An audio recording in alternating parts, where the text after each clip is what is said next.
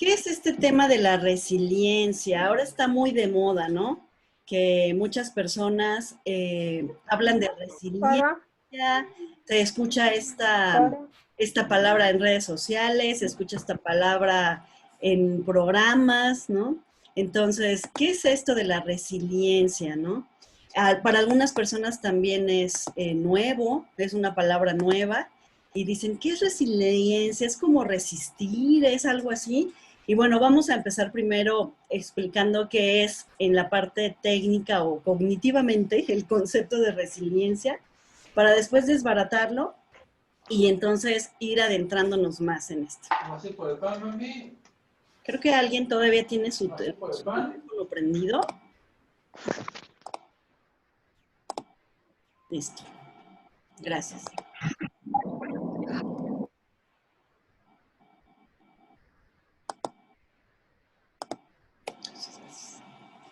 Muy bien.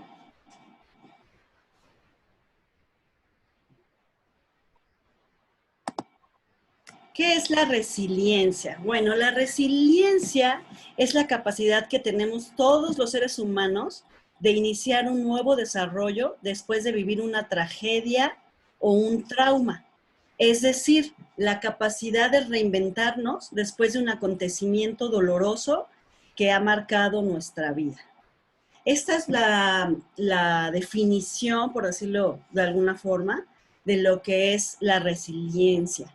Es como volver a empezar, volver a hacer un proyecto, volver a hacer nuestra vida, volver a hacer algo después de que nos aconteció algo doloroso o algo difícil. ¿Qué puede ser este acontecimiento? Bueno, pues puede ser cualquier cosa, ¿no? Ahorita, si hablamos de algo en común que nos ha pasado a todos, no solo en México, sino en el mundo, pues es esta pandemia, esta situación del COVID que nos ha hecho aislarnos, que nos ha hecho estar, para muchos ha significado su pérdida del trabajo, para muchos ha significado perder algún ser querido, a varios seres queridos, ¿no? Pero bueno, hago este enfoque ahorita porque es lo que estamos viviendo como país, pero cada uno de nosotros tenemos nuestras propias situaciones difíciles que hemos enfrentado. Y la resiliencia es esa capacidad que tenemos de levantarnos de nuevo y volver a hacer nuestra vida a pesar de eso. Por ejemplo, algunos de niños sufrimos bullying en la escuela, ¿no? Que a veces yo he conocido gente que digo, wow, es muy, muy inteligente esta persona, muy hermosa, lo que sea, ¿no? Y te cuentan de su vida y te dicen, a mí me hacían bullying, yo era el tonto en la escuela, yo era el feo, y dices, no puede ser, ¿no? ¿Cómo es posible? ¿Y cómo le hiciste para ahora, para superar eso? Bueno, esa forma, como podemos decir, superar una situación, es parte de la resiliencia, ¿no? Tal vez algunos tuvimos algún accidente, algunas personas pues han perdido una parte de su cuerpo en un accidente o perdido su vista. Por ejemplo, ustedes conocerán de Beethoven, ¿no? Beethoven, que todos los músicos admiramos, amamos a Beethoven, porque fue el primer músico que dejó y rompió todas las reglas musicales y dijo, yo siento esto y voy a poner una orquesta sinfónica al unísono, ¿no? Y él perdió su oído. Entonces, imagínense, si es difícil perder una capacidad fisiológica, pues para un músico mucho más, ¿no? Y aún así Beethoven, pues siguió componiendo. Y no solamente eso, sino que la novena sinfonía, que es de las más hermosas, las compuso ya eh, totalmente sordo. Él físicamente, con esos oídos, no pudo escuchar. Todo lo escuchó aquí en su mente, porque ya había desarrollado esa capacidad de poder escuchar aquí los sonidos, ¿no? Y los timbres.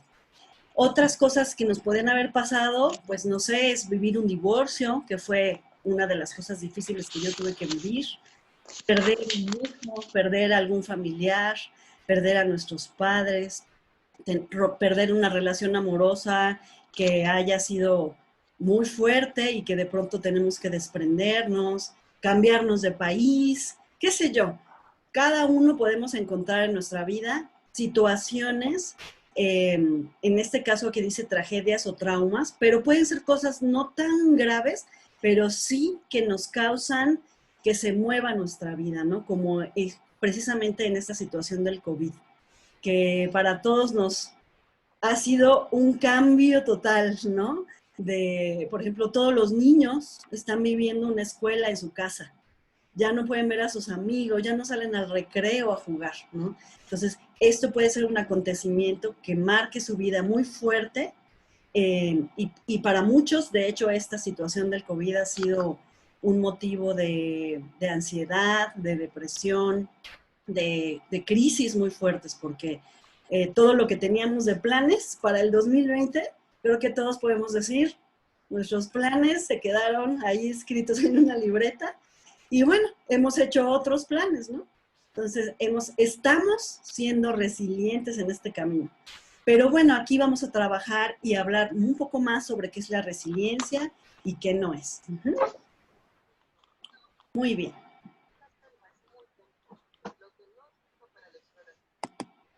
¿Qué no es la resiliencia? La resiliencia no es ser optimista. Y hace muchos años había una cancioncita del Club de los Optimistas. A lo mejor algunos se acuerdan que era únete a los optimistas, cree en ti mismo, y la cancioncita yo me la sabía. Bueno, puse esa imagen de la carita tapando a la persona, porque si solamente somos optimistas en lo exterior, lo que hacemos es eso, ponernos una máscara, ¿no? Ay, voy a ser optimista, hoy todo saldrá bien, me pongo mi máscara, aunque yo me sienta muy mal, ¿no? Y voy hacia adelante. Bueno, la resiliencia no es ser optimista, no es una máscara. Ahorita vamos a ver por qué. La resiliencia no es una decisión de una sola vez.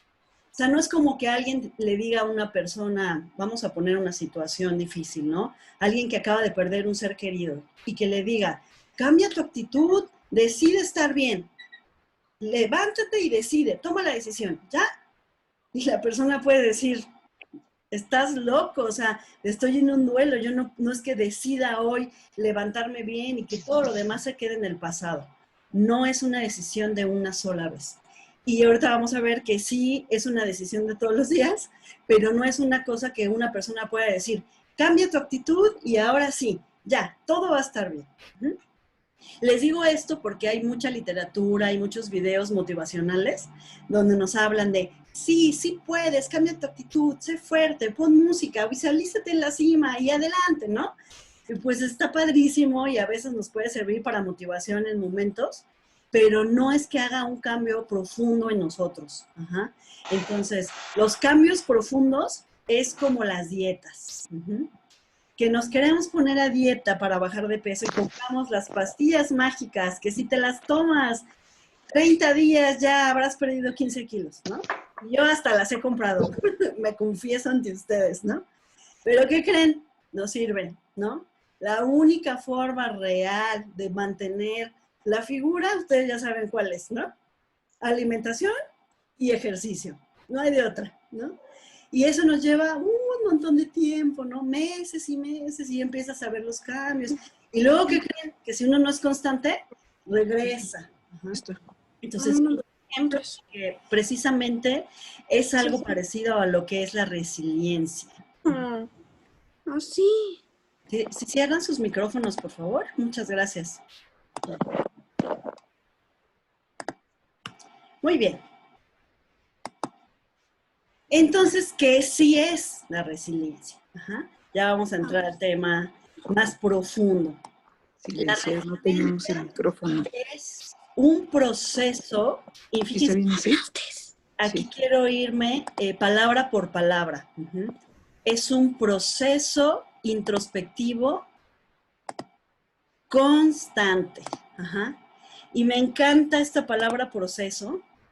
Y yo siempre pienso, cuando pienso en procesos, pienso en una semilla que vamos a sembrar para que crezca y sea una ramita y de una hojita, una flor. Y si es una semilla de un fruto, algún día va a dar un fruto.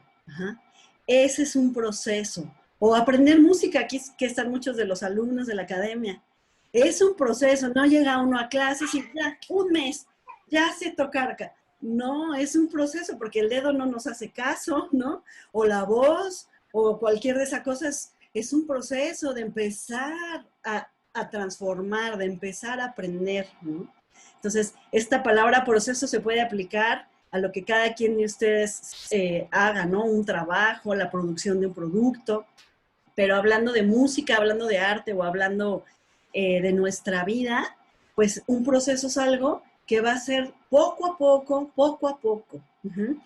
Introspectivo, ¿a qué me refiero con introspectivo? Bueno, introspectivo me refiero a que la resiliencia implica un viaje interior, un viaje hacia adentro, porque muchas veces andamos buscando respuestas afuera, cosas fáciles, ¿no? Como lo de la dieta, ese ejemplo es buenísimo, ¿no? Algo que me ayude, ¿no? Cuando la solución es mucho más profunda, lleva cambios y lleva cambios de hábitos, cambios de mentalidad que van muy dentro. Entonces, ¿eso cómo lo podemos hacer? Pues siendo conscientes, viajando, viendo qué es lo que he creído que me mantiene donde estoy ahora, ¿no? Y ahorita lo vamos a analizar. Pero esto de introspectivo es analizarnos a nosotros mismos, autoconocernos, tener un encuentro fuerte que a veces no es agradable porque podemos ver cosas muy lindas y también a veces podemos ver cosas que uno dice, ay, sí es cierto, yo soy así, ¿no? Y por último, constante. Un proceso constante porque si no lo seguimos, no vamos a ver al final los frutos, ¿no? Aunque sembremos una semilla y la reguemos 2 días, y al tercer día y cuarto día ya no la cuidamos, ¿qué va a pasar? Pues no va a crecer, ¿no? O aún aunque ya esté medio la plantita, si no tiene agua, aire, luz del sol y una buena tierra.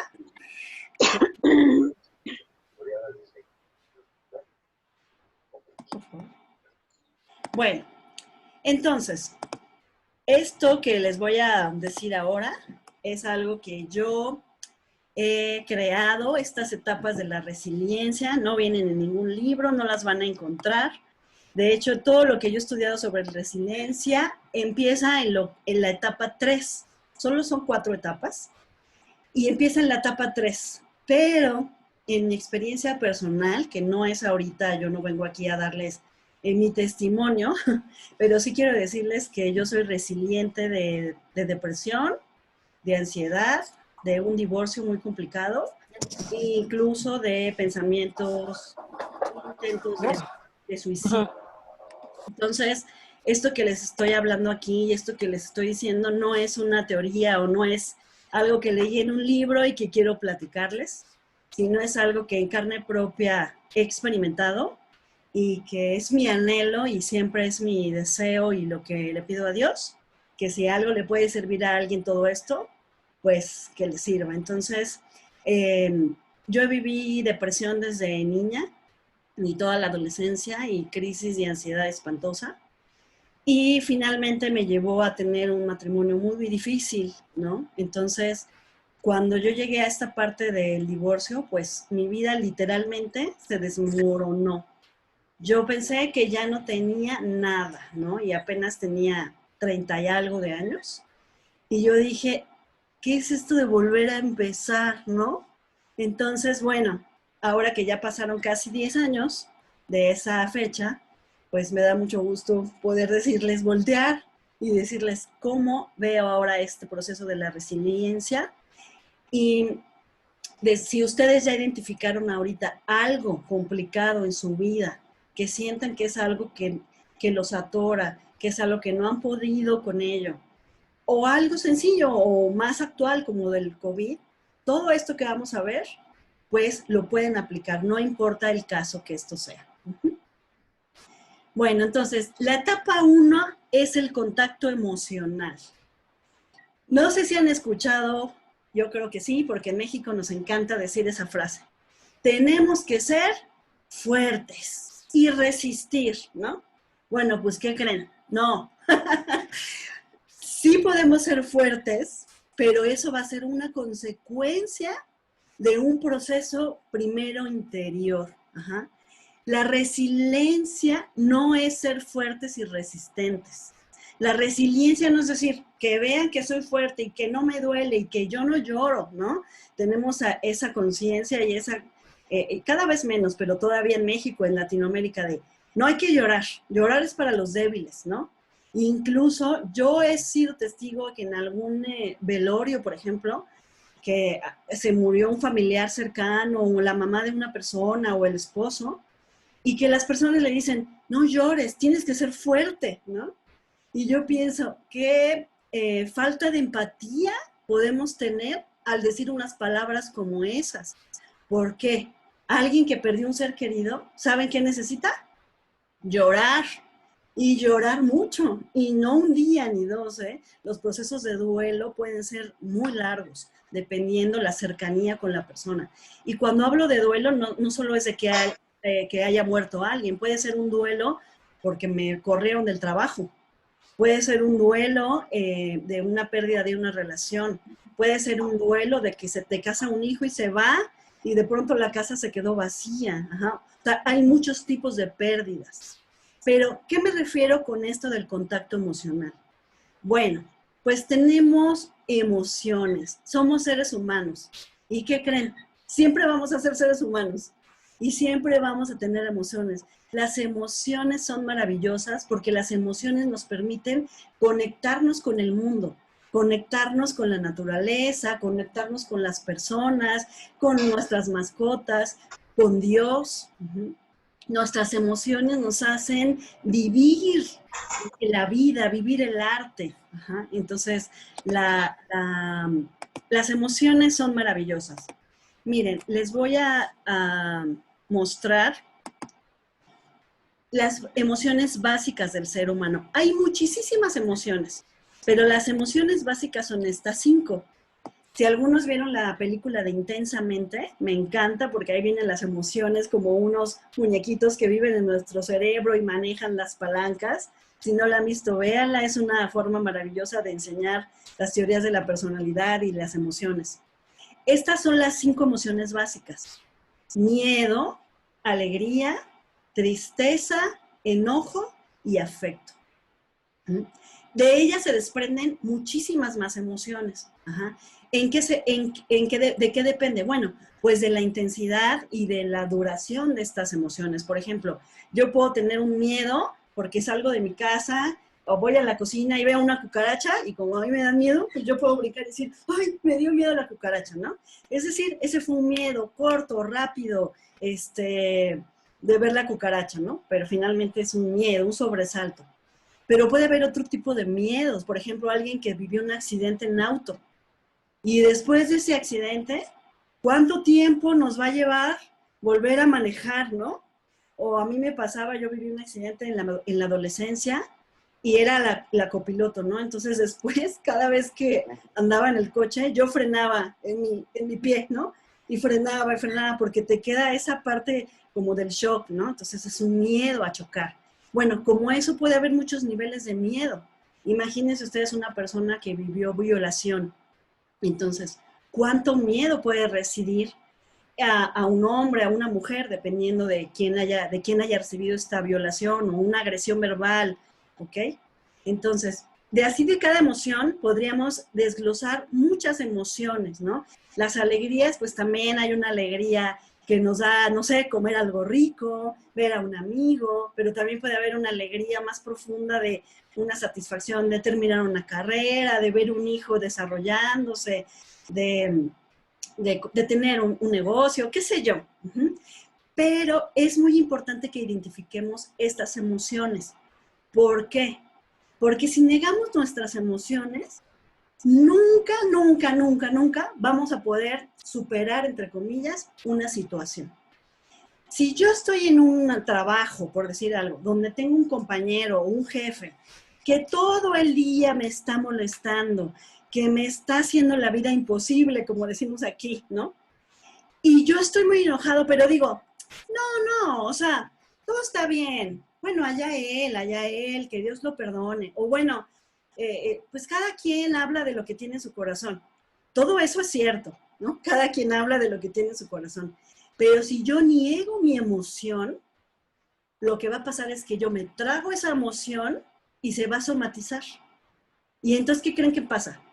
dolores de cuello, tensión en la espalda, gastritis, colitis, dermatitis, porque las emociones que no dejamos fluir se quedan atrapadas.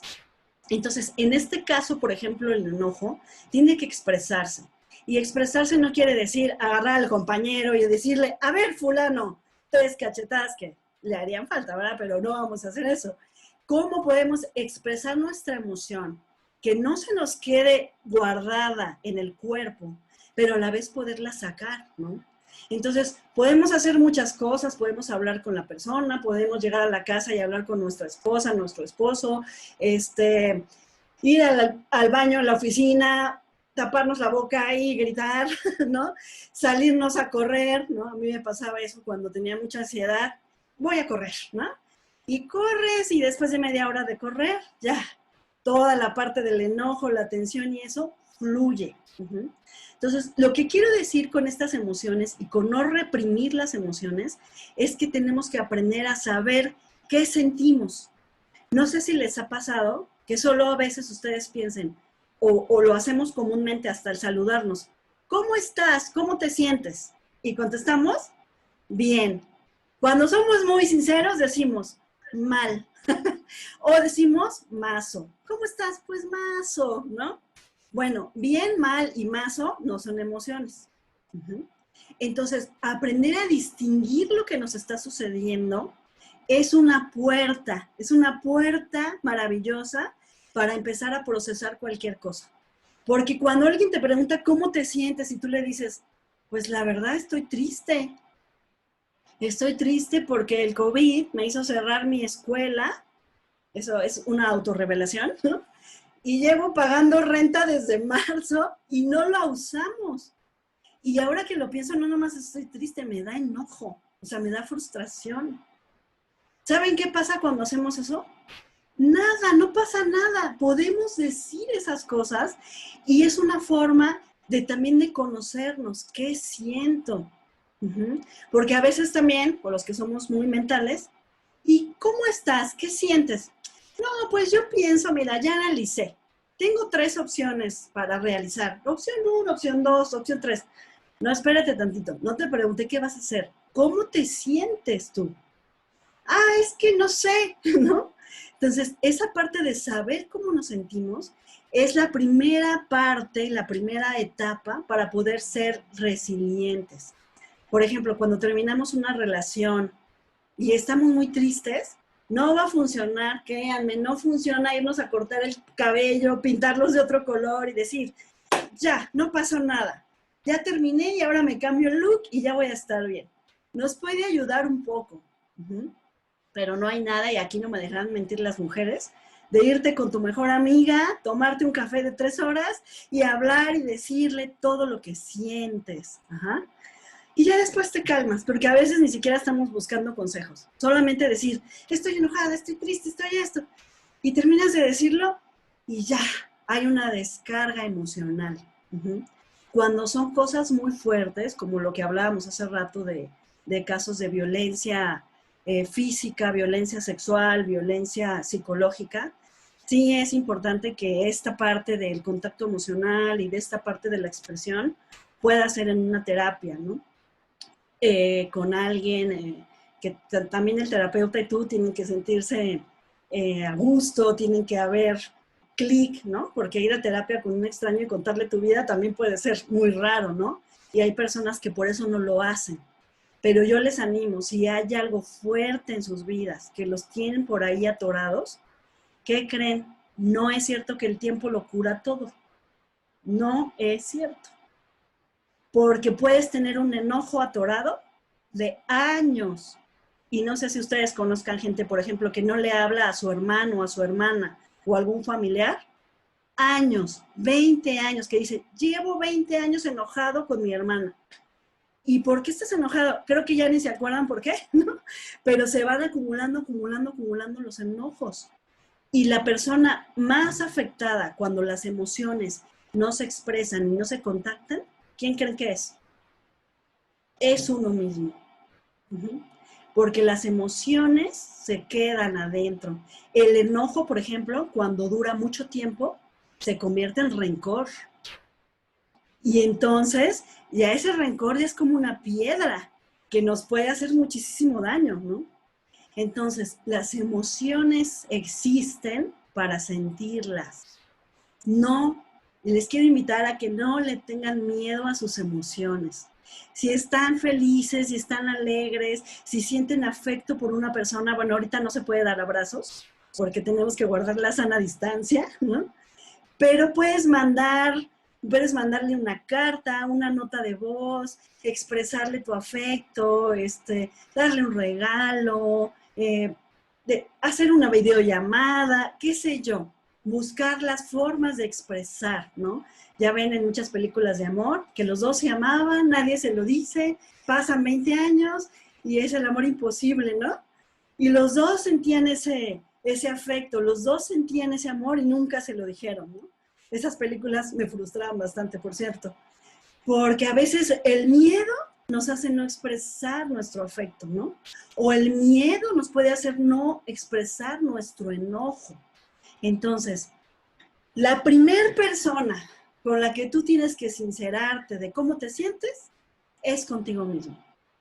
Si pasaste una situación complicada y tú estás enojado, puedes estar tú solo en tu cuarto y decir, estoy muy enojado por esto, puedes escribirlo, puedes golpear tu almohada, puedes hacer ejercicio, puedes buscar la forma de sacar ese enojo. Si estás triste, y las mujeres somos un poco más fáciles de contactar con nuestra tristeza, ¿no? Pero también a los hombres aquí les digo, si tienen ganas de llorar, lloren, porque nuestro cuerpo nos lo pide. ¿Me explico? Entonces, algo nos da tristeza, por ejemplo, el COVID, no poder abrazar a tus amigos, es muy triste, ¿no? Entonces, bueno, sientes un nudo en la garganta, sientes una lágrima, déjala que fluya, para que puedas conectarte con esa tristeza, con ese miedo, con ese enojo, con cualquiera de las emociones que estés presentando. La etapa 2 es la etapa de la toma de conciencia.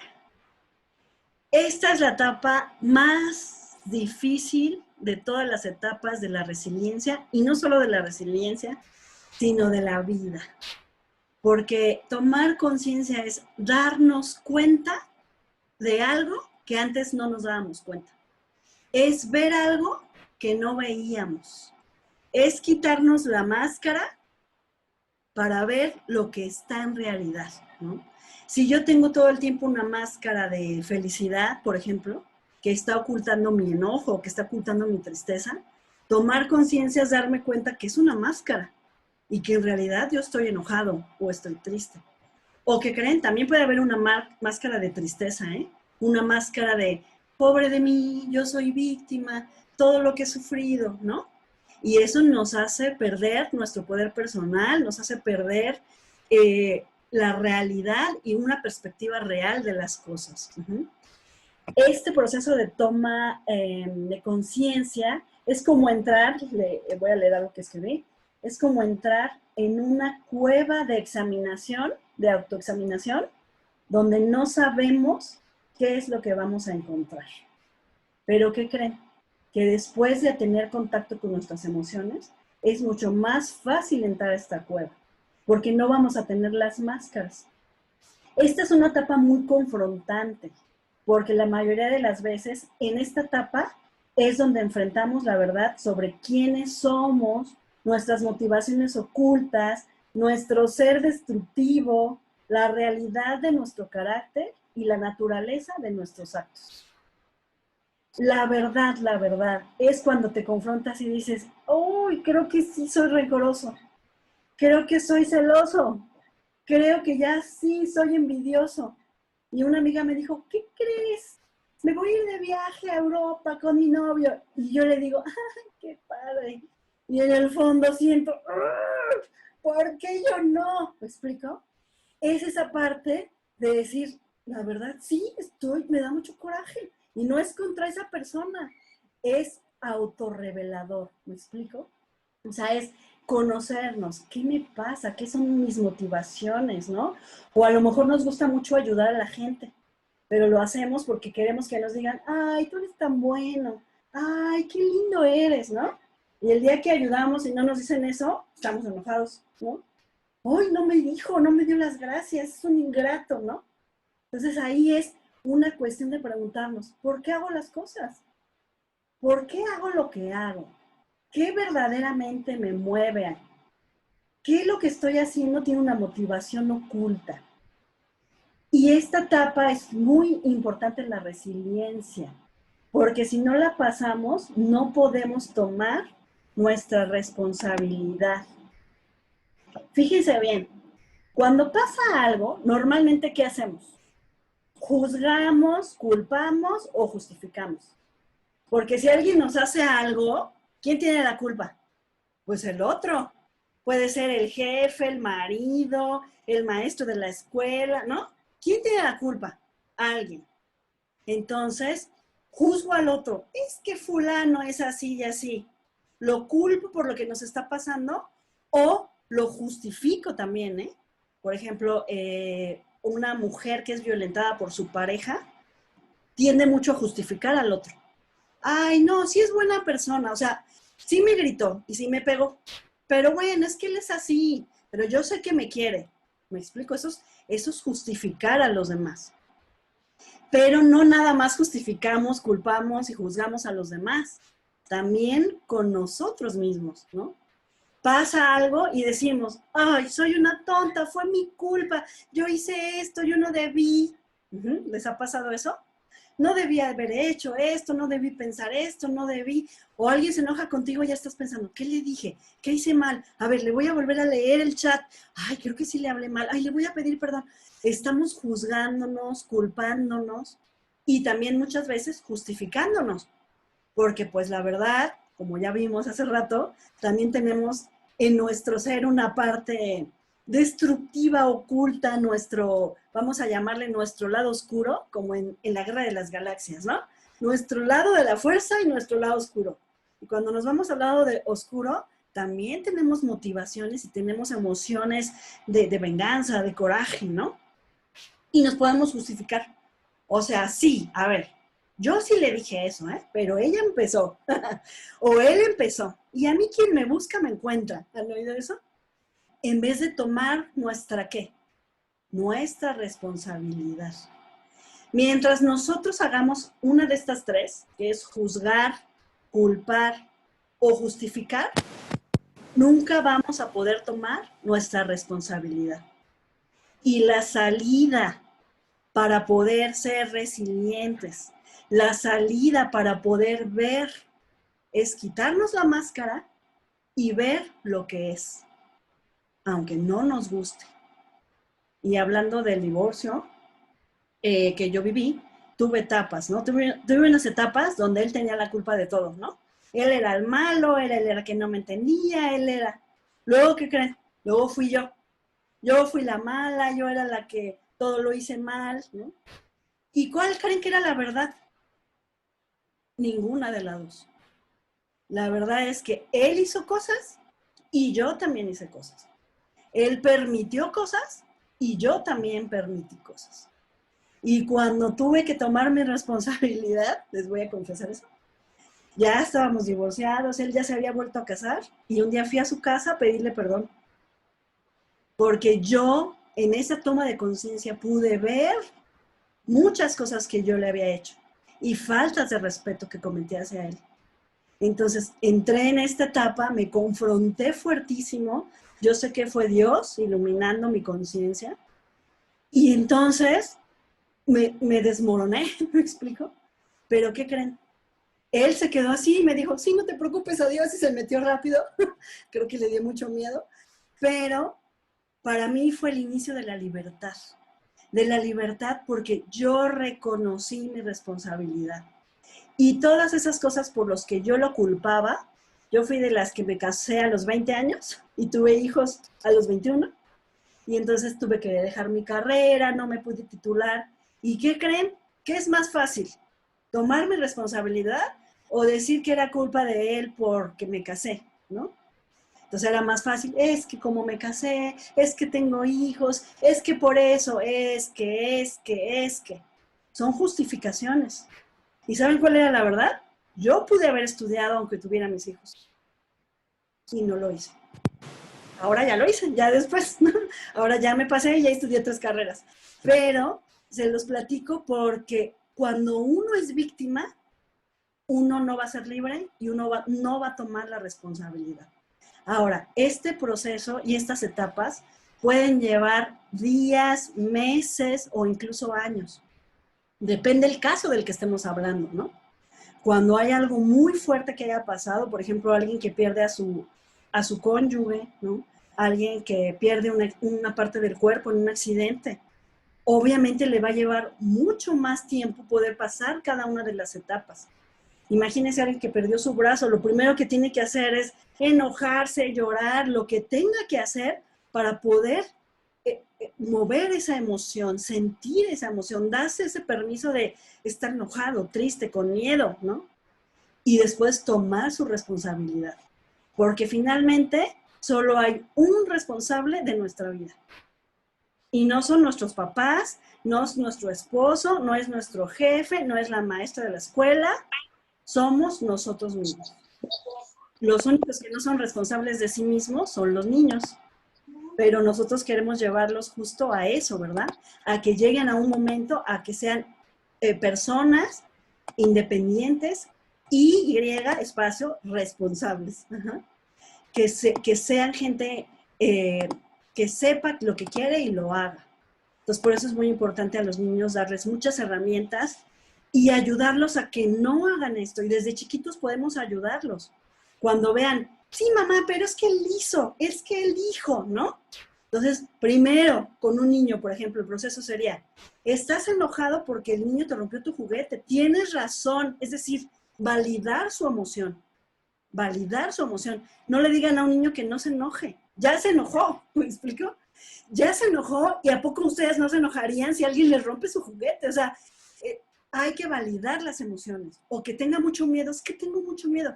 Está bien, hijo, te comprendo. Yo también sentí miedo y muchas veces siento miedo, ¿no?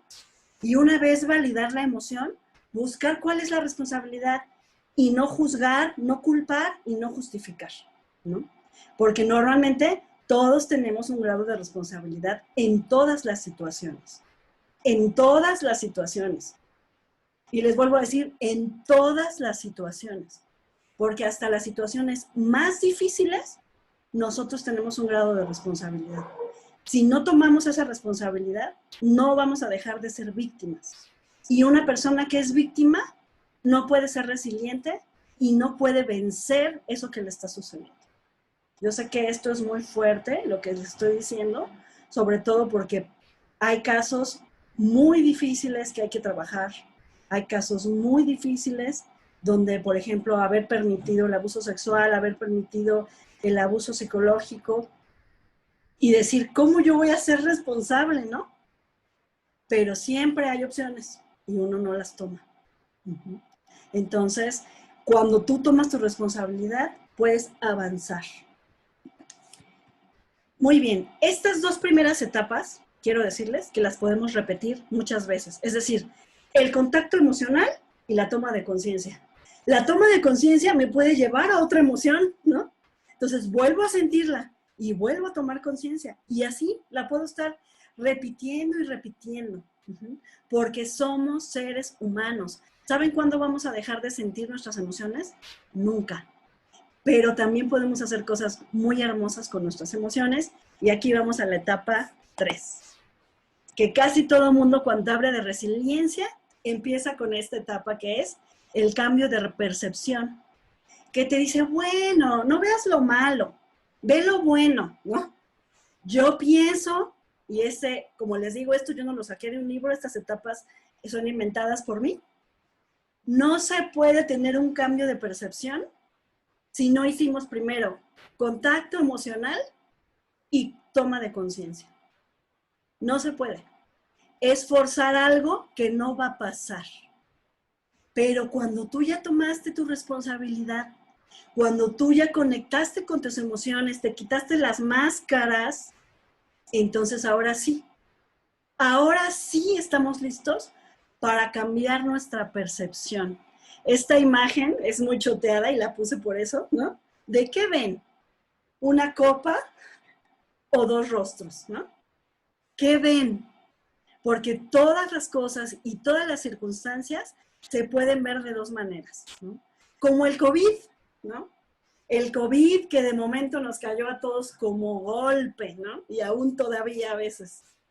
Pero bueno, también podemos ver cosas maravillosas que han pasado por el COVID, como esta reunión ahorita con ustedes, que no saben qué feliz me siento, ¿no? Porque estamos juntos, tengo amigos que estoy viendo que viven en Cuautitlán Izcalli, que hace muchos años que no veo, está mi mamá, están mis alumnos, están amigos y mucha gente que no conozco. Y todos estamos en nuestra casa, solo viendo la pantalla.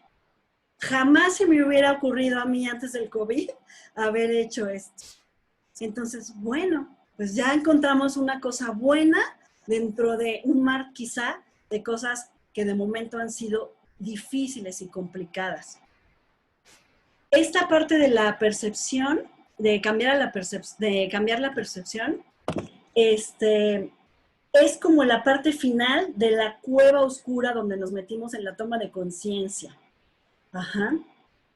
El tiempo que nos lleve llegar hasta aquí depende de cada uno y depende de qué situación se esté enfrentando. Ajá. Si ustedes se dan cuenta, incluso una misma situación, dos personas la viven distinto.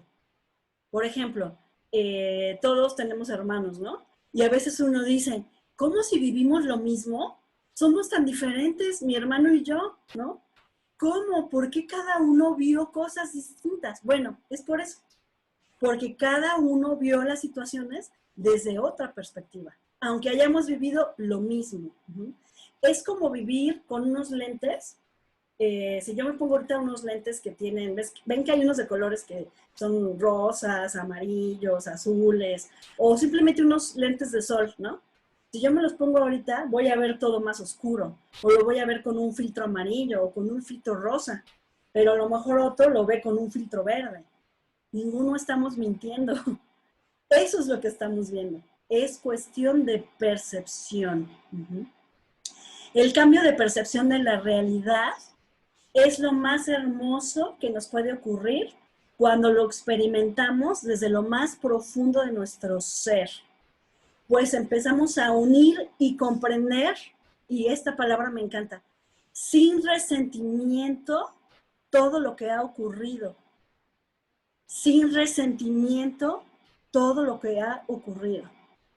Es maravilloso porque aquí es donde una mujer que vivió abuso sexual crece y ¿qué cree que hace? Una fundación para apoyar a niñas que han vivido eso. Y los que hemos vivido depresión, ¿qué creen que hacemos? Ayudar a otros que han vivido depresión. Y así en cada parte vemos cómo ese acontecimiento espantoso, porque no va a dejar de ser espantoso, o sea, no vamos a negar lo que sucedió, pero ahora lo podemos ver como desde otro lado y nos va a cambiar toda la perspectiva. Yo ahora que ya pasaron 10 años de que me divorcié, les puedo decir, es lo mejor que me ha pasado en la vida. Y también para mi ex esposo. Él es muy feliz ahora y yo también. Entonces, es maravilloso. Yo no haría nada de lo que estoy haciendo si hubiera seguido casada con él. Y él tampoco, él ya está vivo en Estados Unidos. Entonces, se los digo porque en el momento es difícil. En el momento es un valle, es oscuro, es algo que yo de hablarlo se me hace un nudo en la garganta, ¿no? Pero cuando uno pasa por ese valle de sombra de muerte, porque así es un valle de sombra de muerte, al final puedes encontrar luz, puedes encontrar incluso gratitud. Gratitud. Ustedes han de conocer a varias personas que también dan conferencias, que no tienen brazos, que no tienen piernas, que andan en universidades dando conferencias para alentar a los muchachos, ¿no? Y es impresionante porque uno dice, wow, ¿cómo fue tan resiliente? ¿Qué pasó en su vida que todo eso malo, y miren, dije malo entre comillas, porque la percepción puede hacernos ver una cosa como mala y que no es mala, ¿eh? Pero en su momento algo terrible, algo fuerte. Y después se puede mostrar y se puede revelar como una bendición. Podemos resumir nuestro proceso y hablar desde la aceptación y de la gratitud. Perdonamos a nuestros agresores. Nos perdonamos a nosotros mismos todos nuestros errores. Porque muchas de las situaciones terribles que vivimos, pues también tuvimos que ver mucho. Nos damos cuenta que las situaciones que vivimos fueron ciertamente difíciles, pero ahora podemos identificar, sentir y expresar nuestras emociones sanamente. Vemos quiénes somos sin juzgarnos y tomamos la responsabilidad de nuestra vida. Y entonces vuelve la esperanza. En el proceso de resiliencia es aquí donde la esperanza vuelve. Una persona que está en la primera etapa o en la segunda etapa, como en los duelos, no le puedes pedir que vea lo bueno, que sea feliz en ese momento, que le dé gracias a Dios. Denle espacio. Si ustedes conocen ahorita a alguien que está viviendo algo muy fuerte, no hay por qué forzar los procesos. Y cada quien nos vamos a llevar en el proceso lo que tengamos que llevarnos. Pero si avanzamos, vamos a salir del valle de sombra de muerte. Y aparte, los que tenemos fe y los que creemos en Dios, sabemos que no estamos solos, ni vamos a estar solos. Entonces, y aún los que no tienen fe, también quiero decirles, no están solos. Pero hay que avanzar en ese proceso, sin juzgarnos. En esta etapa de cambiar la percepción es donde más se desarrolla nuestra empatía y podemos ser sensibles al dolor de otro. Es cuando te das cuenta no solo de ti, sino de los demás. Yo tengo un amigo al que quiero muchísimo y ayer lo vi y él me decía, recientemente él padeció unas crisis de ansiedad y él me dijo, perdóname, porque cuando tú me hablabas de que tenías ansiedad, yo jamás te comprendí. Yo decía, ay, ya, qué exagerada, que se ponga las pilas y ya, ¿no? Que cambie su actitud. Dice, y ahora que yo viví esto en mí, ahora entiendo lo que te pasó, ¿no? Y yo lloraba y llorábamos juntos. Y es justo lo que a él le pasó. Después de una etapa difícil, después de algo terrible, nos sensibilizamos al dolor de los demás. Y esto nos hace empáticos. Es algo increíble, es algo maravilloso, porque sí, podemos quitarnos la máscara de fortaleza y podemos ser humanos, o sea, volvernos a humanizar. ¿Qué nos pasó? ¿Qué nos pasó en la vida? Que nos deshumanizamos, que nos insensibilizamos hacia los demás. ¿Por qué vivimos corriendo y corriendo? ¿Por qué? ¿Por qué no frenamos? Ralentizamos nuestra vida. Nos detenemos. ¿Y qué creen? Esa es otra bendición que nos dio el COVID. Nos hizo detenernos a fuerza. Y si quieres, bien, y si no, también. Y a tu casa. Y nuestras casas se convirtieron en escuela, en iglesia, en gimnasio. Entonces, nuestra casa misma la empezamos a habitar. Habitamos con nuestra familia. Volvimos a conocer a las personas con las que vivíamos. Perdón, es que soy muy chillona, ya me dieron ganas de llorar.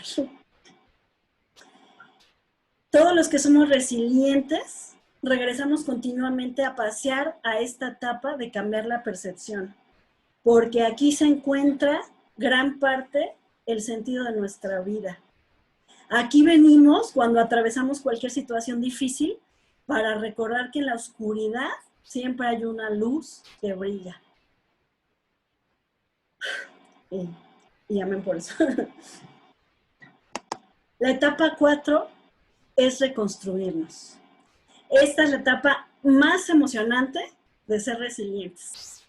Si hay que cambiarnos de casa, nos vamos a cambiar de casa. Si hay que estudiar otra carrera, estudiamos otra carrera. Si hay que empezar de cero, empezamos de cero. Si hay que hacer otro negocio, lo empezamos. Ahora, todo el futuro está como un cuaderno en blanco para que volvamos a escribir. Eso es la resiliencia. Volver a escribir. Me encanta esa foto de los ladrillos, porque así es como vamos a construirnos. Ladrillo por ladrillo. aunque nos tardemos, vivimos en una cultura del sprint. Todo es sprint, rápido, productividad, eficiencia. ¿Y qué creen? Nos perdemos ahí. Hay que detenernos, hay que pensar, hay que meditar, hay que sentir qué quiero, a dónde voy, cuál es el sentido de mi vida. Y eso, ¿qué creen? No se puede pensar en el tráfico, todos apurados por llegar, regresar, los niños, la escuela, el karate, el fútbol, la música, otra vez, sábado, domingo. ¡Ah! Termino muerto. Para poder hacer estas cosas, uno necesita tiempo, tiempo a solas, tiempo para caminar, tiempo para el arte y el deporte son una gran forma en cómo nos podemos conectar con nosotros mismos, donde nos vamos a conocer, ¿no? Y no es porque yo tenga una escuela de arte, pero también por eso tengo una escuela de arte, porque ahí yo he estado descubriendo que hay un sentido en la vida. Uh-huh. Este es el momento para hacer planes, estrategias, sacar ideas, renovar nuestra mente, cambiar los patrones que ya no queremos repetir, desde la conciencia, ¿no? Por eso puse esta etapa hasta el último. Y por eso es importante, cuando estamos viviendo una situación difícil, si ahorita tú estás en la etapa 1, estás enojado, estás pasando algo horrible, tal vez esta la veas lejanísima. Está bien. Está bien, la etapa en la que tú estés ahorita es tu etapa. Las etapas no se pueden correr. Uno no puede crecer más rápido. Un árbol, aunque lo riegues muchísimo y le pongas un montón de tierra buena, no va a crecer más rápido. O a lo mejor sí, un poquito más rápido. Ajá. Pero hay procesos naturales en la vida. Es como, yo siempre pienso en un árbol, pero ustedes también pueden pensar en algo más, ¿no? Pueden pensar en un bebé que nace, cuánto tiempo lleva la gestación. Uh-huh. Entonces, toda esta parte es un proceso. Entonces, si tú te ves muy lejano de esta etapa 4, está bien, es parte de respetar tu proceso. A lo mejor sigues en la etapa de enojo, estoy enojado, voy a hacer berrinche, ¿por qué me dejó fulano por otra? Y está bien, llora, grita, ve con tu amiga, hazlo, lo necesitas, canta, ve un karaoke. Bueno, no, ahorita no puedes ir a un karaoke.